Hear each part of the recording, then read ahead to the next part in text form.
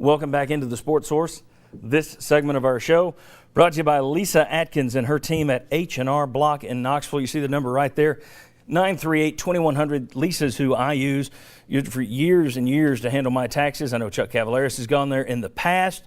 She and her tax experts know every angle of the IRS business. They are geniuses in terms of doing your taxes, doing them properly, and then you get the backing of H&R Block once you turn those things in. So you don't have to go through anything alone if the IRS comes back and says, we want to check something. Lisa Atkins and her team at H&R Block in Knoxville, 865-938-2100. Give her a call. All right. We said a few weeks ago that the hype for this year's Tennessee football team was going to grow big. Sure enough, it's grown pretty big already, and it's growing from the folks at ESPN, the same folks who hate Tennessee.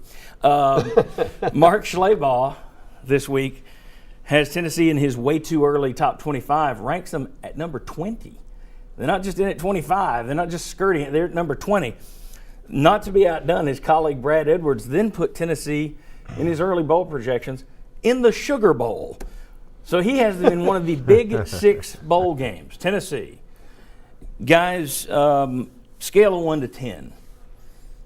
Chances that Tennessee wins 9 regular season games this season. I'll put it at 3 on a scale of 1 to 10 because, 10 being you're in? Yeah. 10 being that you're going to win 9. You're going to win 9. Because, you're still looking at Oklahoma, Alabama, Georgia, Florida. And you're going to have to beat at least one of those and not lose to anybody else. So, you believe it when you see it, but I would put it at 3 and not any higher. And that discounts Arkansas, South Carolina, and Missouri, a team you still haven't beaten. Exactly. Chuck's trying to bring the program down. I'm going to double up on Chuck. I'm giving it a 6. All right. Better than 500. All right, he says. A little better than 500. Okay, a little better than 50-50 shot of winning 9 regular season games, according to Mike Strange. Bob Hodge. I was going to go exactly with the 50-50 shot. I think that if you look at that schedule, you should win 7. And I thought earlier on the over-under for this season was 8. Okay, that makes 9 a possibility. I'd probably go 7.5 as your over-under. Yeah, well, I was thinking 7 3/4. I don't want any pushes. Anyway. But I think that they have a shot, yes. Mm-hmm. But you're counting on some things that you just don't know.